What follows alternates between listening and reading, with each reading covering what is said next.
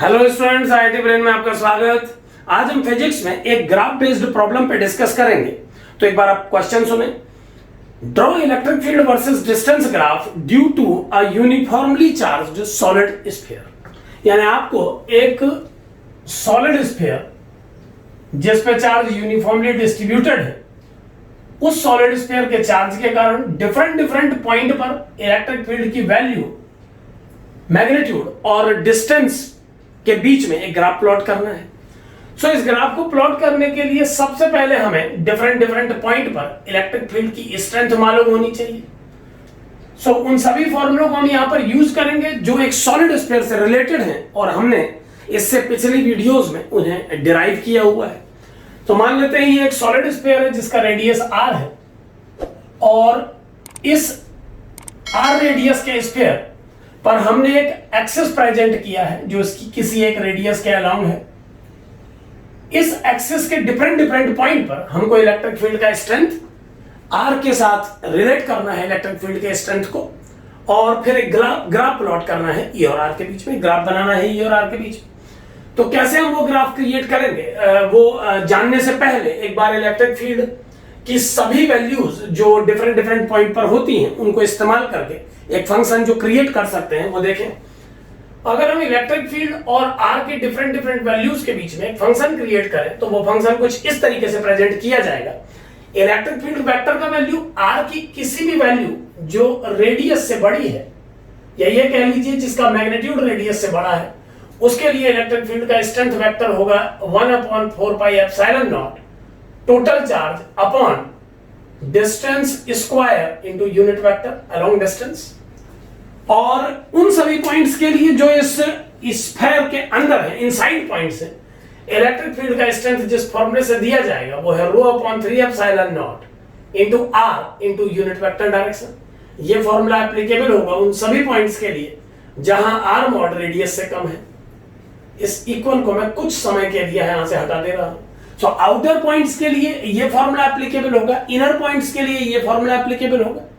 अब अगर हम इन फॉर्मूलों के अकॉर्डिंगली एक ग्राफ प्लॉट करें तो ग्राफ कैसा बनेगा एक बार देखें। मान लेते हैं ये वो लाइन है जिस पर हमको ग्राफ प्लॉट करना है। ये सेंटर पॉइंट है, ये -इंफिनिटी और ये टर्मिनल +इंफिनिटी है। -इंफिनिटी से +इंफिनिटी डिफरेंट वैल्यूज को आप एक्स एक्सिस पे प्रेजेंट कर रहे हैं और इलेक्ट्रिक फील्ड की स्ट्रेंथ को आप प्रेजेंट करेंगे वाई एक्सिस पे। क्योंकि हम जानते हैं कि इस तरफ के सभी पॉइंट्स पर इलेक्ट्रिक फील्ड का डायरेक्शन +i वेक्टर के अलोंग होगा, जबकि उस तरफ के पॉइंट्स पर -i वेक्टर के अलोंग। सो इन दोनों को डिस्टिंग्विश करने के लिए इलेक्ट्रिक फील्ड की स्ट्रेंथ को हम इस डायरेक्शन में होने पर +e से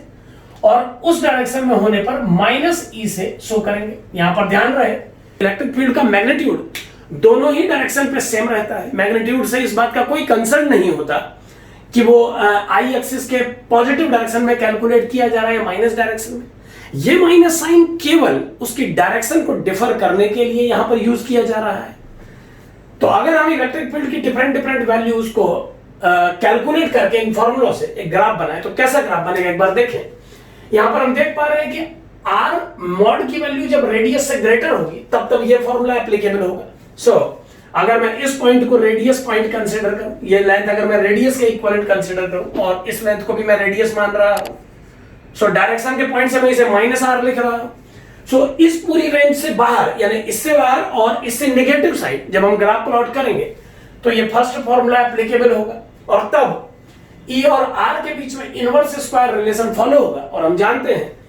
कि इस रिलेशन के अकॉर्डिंगली एक ऐसा ग्राफ बनेगा जिसकी स्ट्रेंथ मैक्सिमम से स्टार्ट होके 0 तक रिड्यूस होती चली जाएगी। यानी सबसे पहले इलेक्ट्रिक फील्ड का स्ट्रेंथ रेडियस से जस्ट बाहर के पॉइंट पर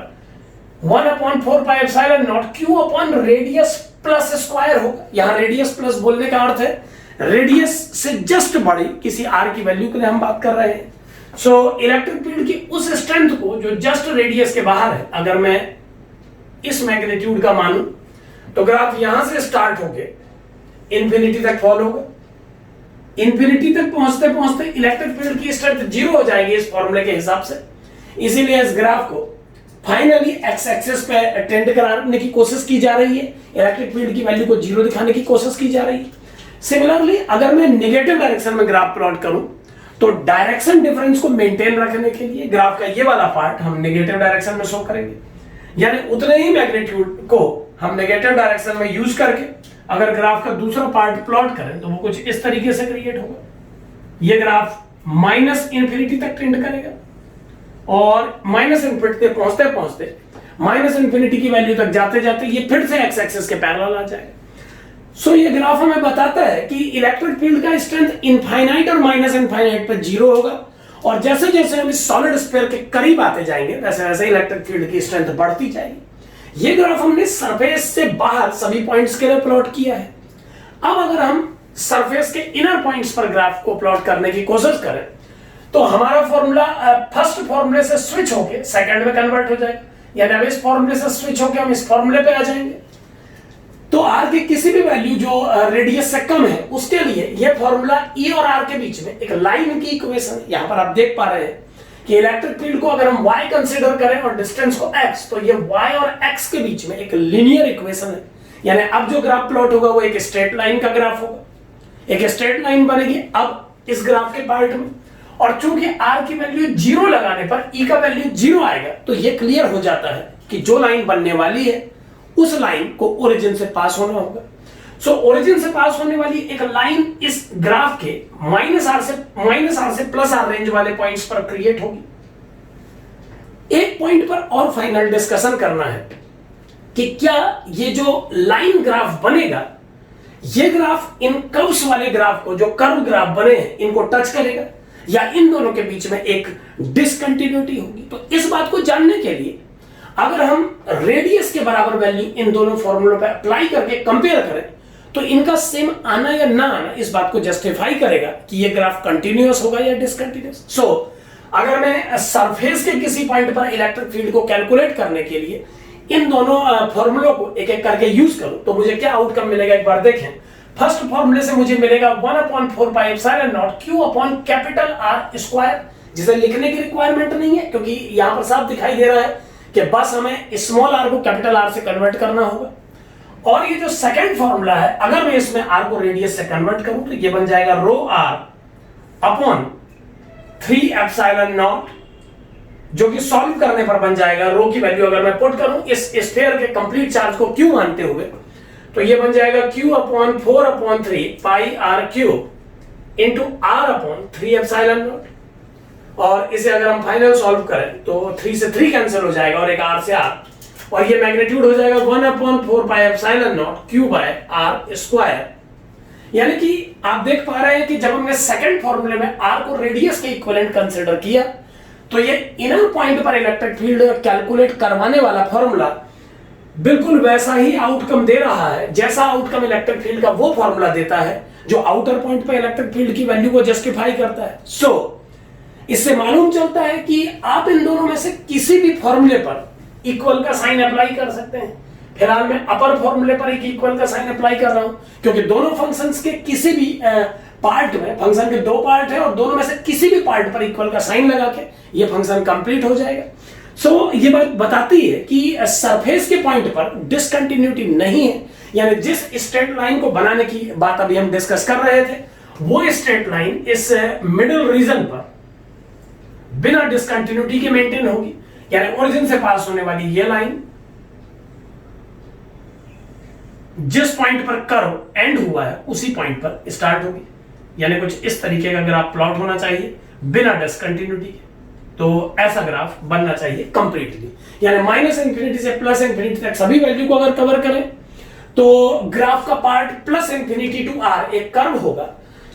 जो कि प्लस r से लेकर माइनस r तक उसके बाद एक स्ट्रेट लाइन में कन्वर्ट हो जाएगा और फिर माइनस r से माइनस इंफिनिटी तक ये ग्राफ फिर एक कर्व होगा। सो इस तरीके से एक ग्राफ प्लॉट होगा अगर हम एक सॉलिड स्फीयर के लिए electric field versus distance graph बनाए। यहां पर ध्यान दें, डायरेक्शन नेगेटिव होने पर इलेक्ट्रिक फील्ड का डायरेक्शन अपोजिट हो जा रहा है, यानी सेंटर के उस साइड इलेक्ट्रिक फील्ड का डायरेक्शन नेगेटिव आई एक्सिस के अलोंग है और सेंटर के इस तरफ प्लस आई एक्सिस के अलोंग। केवल इस बात को पॉइंट आउट करने के लिए, जस्टिफाई करने के लिए, साथ में पैरेलल चलाने के लिए हम इलेक्ट्रिक फील्ड स्ट्रेंथ को ओरिजिन से प्लस इंफिनिटी तक प्लस डायरेक्शन में और ओरिजिन से माइनस इंफिनिटी तक माइनस डायरेक्शन में शो कर रहे हैं। अदरवाइज आप समझते हैं कि इलेक्ट्रिक फील्ड के मैग्नीट्यूड का इस माइनस साइन से कोई कंसर्न नहीं है, यानी इलेक्ट्रिक फील्ड की स्ट्रेंथ में माइनस साइन लगा देने का उसके मैग्नीट्यूड से कोई रिलेशन नहीं है। यहां पर केवल डायरेक्शन को डिस्टिंग्विश करने के लिए ऐसा किया जा रहा है। सो ये कंप्लीट ग्राफ प्लस इंफिनिटी से माइनस इंफिनिटी तक सभी वैल्यूज के लिए, डिस्टेंस की सभी वैल्यू के लिए इलेक्ट्रिक फील्ड स्ट्रेंथ को शो करता है। अब एक बात पे और ध्यान दें कि जिस पॉइंट पर ये ग्राफ अपने नेचर को चेंज कर रहा है, यानी मैं प्लस आर और माइनस आर की वैल्यूज पर ग्राफ के नेचर की बात कर रहा हूं, तो अगर हम इन दोनों पॉइंट्स पर इलेक्ट्रिक फील्ड स्ट्रेंथ के फॉर्मूले पर ध्यान दें और ये कैलकुलेट करने की कोशिश करें कि ये जो पॉइंट है, ये पॉइंट कंटिन्यूअस है तो कंफर्म है, ये पॉइंट डिफरेंशिएबिलिटी मेंटेन कर रहा है या नहीं कर रहा है। अगर हम इस पॉइंट पर इस कर्व को डिफरेंशिएबिलिटी के लिए चेक करें तो ऐसा करने के लिए हमें इलेक्ट्रिक फील्ड और आर के बीच में बनने वाले इन फॉर्मूलों से dE by dr यानी स्लोप की वैल्यू को कैलकुलेट करना हो। सो अगर मैं इस फर्स्ट इक्वेशन को या इसके मैग्नीट्यूड को कह लीजिए, अगर मैं इसके मैग्नीट्यूड को स्मॉल r डिस्टेंस के रिस्पेक्ट में डिफरेंशिएट करूं तो जो मुझे dE by dr की वैल्यू मिलेगी, एक बार आप उस वैल्यू पर ध्यान दें, वो वैल्यू होगी dE by dr is equal to 1/4 pi epsilon naught q into r to the power -2, जो कि डिफरेंशिएट करने पर बन जाएगा -2/r3, -2 r to the power -3 बनना चाहिए, जिसे डिनोमिनेटर पे r की पावर 3 में कन्वर्ट कर दिया है मैंने। और अब अगर हम इस r पर कैपिटल R पुट करें तो ये बन जाएगा 1/4 pi epsilon naught 2q with negative sine upon r3, यानी कि नेगेटिव स्लोप मिला है E और R के बीच में इस ग्राफ को डिफरेंशिएट करके। और ये बिल्कुल क्लियर है, साफ दिखाई भी दे रहा है इस ग्राफ के इस पॉइंट पर अगर मैं एक टेंजेंट प्लॉट करूं इस कर्व के ऊपर तो इसका जो स्लोप है वो, यानी कि ये जो एंगल एक्स एक्सिस से बना रहा है ये ऑब्ट्यूज है, तो स्लोप को नेगेटिव ही होना चाहिए। सिमिलरली अगर मैं इस दूसरे ग्राफ को इस मैग्नीट्यूड को जो कि इनर पॉइंट पर एप्लीकेबल है इसे डिफरेंशिएट करूं तो जो dE by dr की वैल्यू मुझे इनर पॉइंट के लिए मिलेगी, इनर पॉइंट पर बनने वाले ग्राफ के लिए, ग्राफ पार्ट 2 है, ये ग्राफ का पार्ट 1 है, सो वो वैल्यू हो जाएगी ρ/3 epsilon naught into differentiation of r is 1, so it is ρ/3 epsilon naught। और अगर मैं रो को q/4/3 pi r cube put करूं तो ये फाइनली बन जाएगा q/3 epsilon naught into 1/4/3 pi r cube. यहां पर ध्यान दें, दोनों फॉर्मूलों को कंपेयर करने के लिए हमने डेंसिटी को चार्ज में चेंज कर दिया है, तो ये q/4/3 pi r क्यूब बन जाएगा और ये फॉर्मूला हो जाएगा 1/4 pi epsilon naught q/r3, जो कि डिफरेंट है उस स्लोप से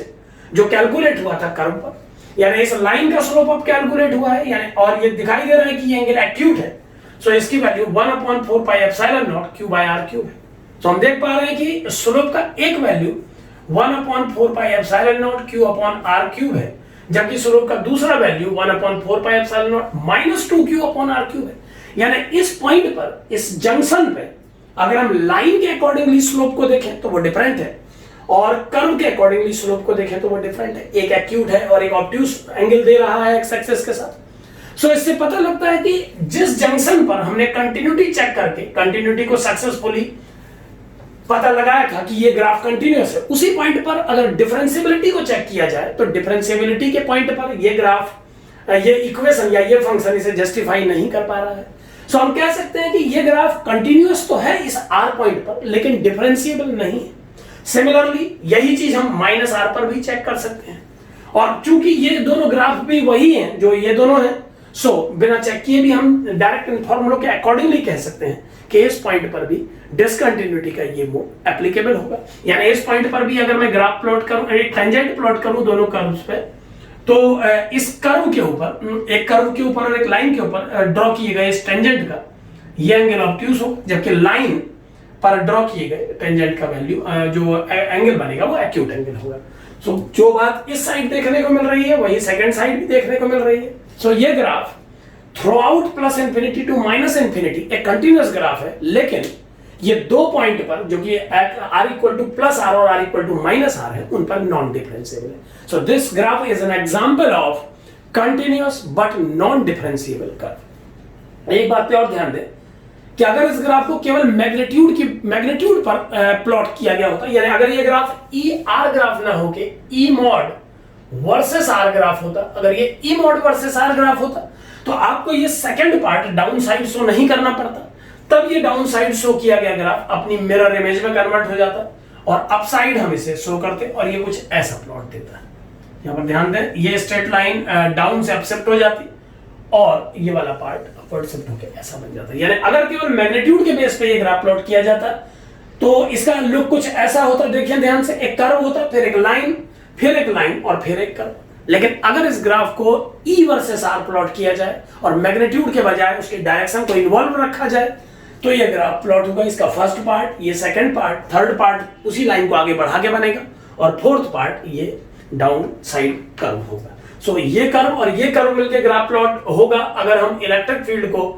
R के साथ प्लॉट करें, जबकि इन दोनों कर्व्स को यूज करके अपसाइड ग्राफ बनेगा अगर हम उसके मैग्नीट्यूड को R के साथ प्लॉट करें। तो इस तरीके से आप एक सॉलिड स्फीयर के लिए डिफरेंट पॉइंट पर इलेक्ट्रिक फील्ड की वैल्यू का फॉर्मूला यूज करके एक ER ग्राफ प्लॉट कर सकते हैं। Thank you.